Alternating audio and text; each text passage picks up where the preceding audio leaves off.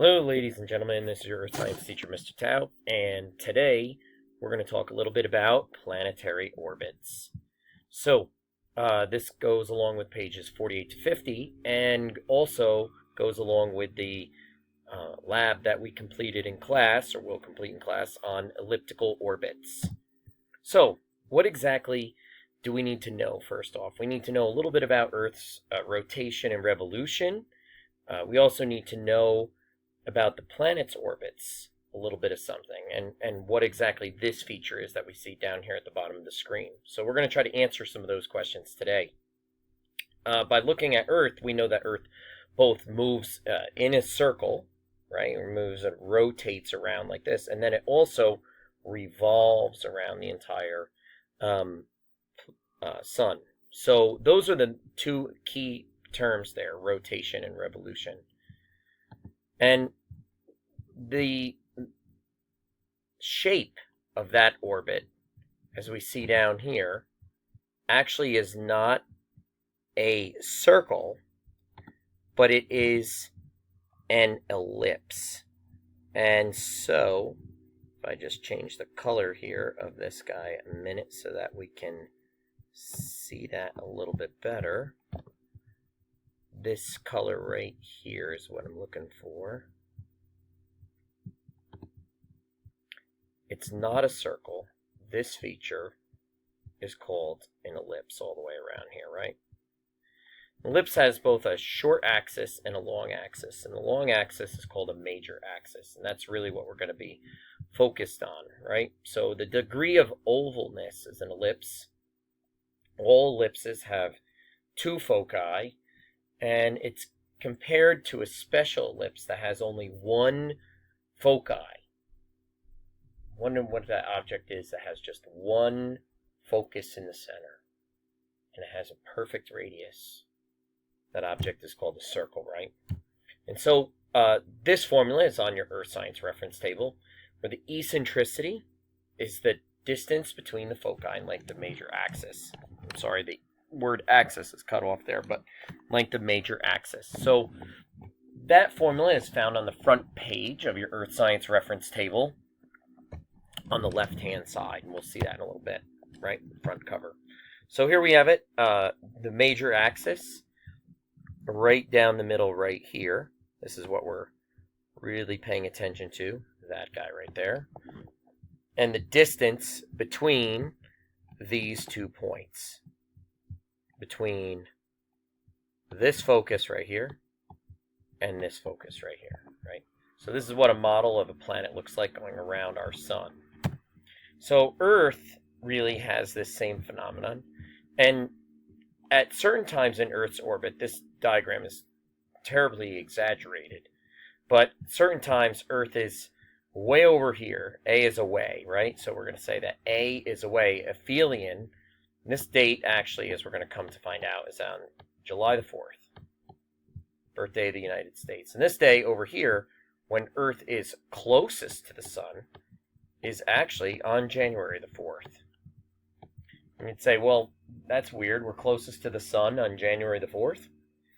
It actually is because our seasons don't have to do so much with how close we are to the sun. It has to do with how close our tilt is, our angle of insolation to the sun, right? So, how do we know this? What's the proof? The proof is that astronomers can actually measure how big the sun looks, the apparent diameter of the sun, on these 2 days, and the diameter of the sun actually looks smaller on July the 4th than it does on January the 4th, which tells us that the sun must be further away on July the 4th.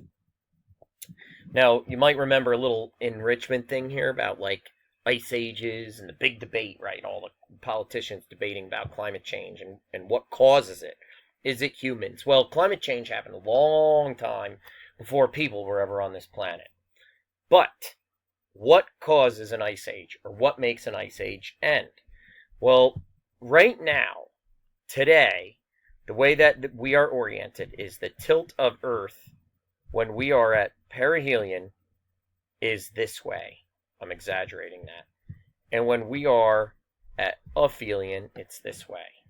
Which means that right now, this is our winter over here, right? And this is our summer.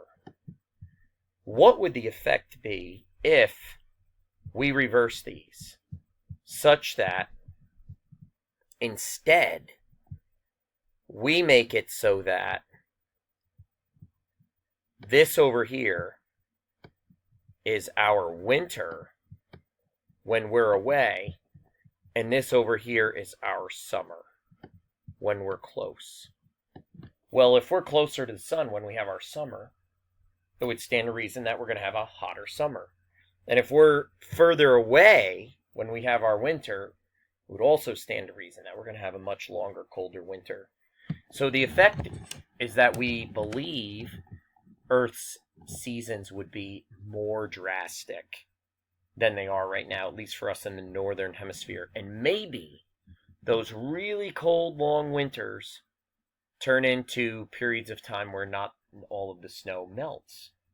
Or it could be that those really hot, long summers translate into a period of time where the snow never makes an arrival in the winter. So maybe that's something that plays into it, but just to show you that climate change is a very, very deep subject, right? So getting back to where we were, basically we have all these elliptical orbits that we're going to be studying. So how do we draw these ellipses? Well, in class we're going to see that you take two tacks, place them on the two foci right here, and when you do that, you then loop a string around and it draws an ellipse, right? If we go ahead and look at some sample ellipses, well, this first one right over here, that is a circle, and a circle has an eccentricity of 0. Why? Because the distance between the foci is 0. Remember, our formula is d over L. That's the eccentricity. So there is no distance between the foci there. It's 0. And the length of the major axis, well, whatever it is, it doesn't matter if it's a 5 or what. Well, we'll put units on these just to be correct. A little hard to draw with my finger on a mouse, but doing the best I can. Right? CMs. So that means that we have got 0 over 5 must be an eccentricity of 0. And now the interesting thing is that these units actually look just like a variable. They cancel out. So eccentricity has no units. Very important. No units on any of these. It is a unitless measure. How about over here? Notice this is more of an oval. Eccentricity, 0.8. Down here, eccentricity, 0.995. Even more of an oval.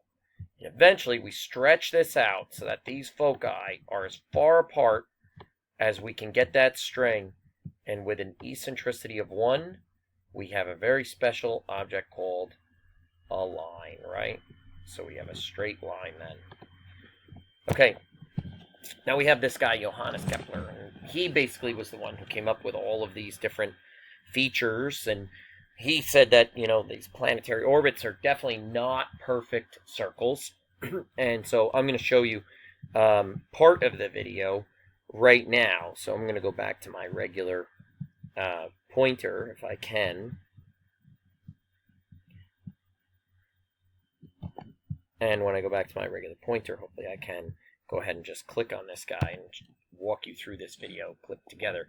We're going to look really mainly at the first and second law. Third law here, I know it's part of this, but we're not going to pay as much attention to it because that's really for an honors course or for a physics course, right?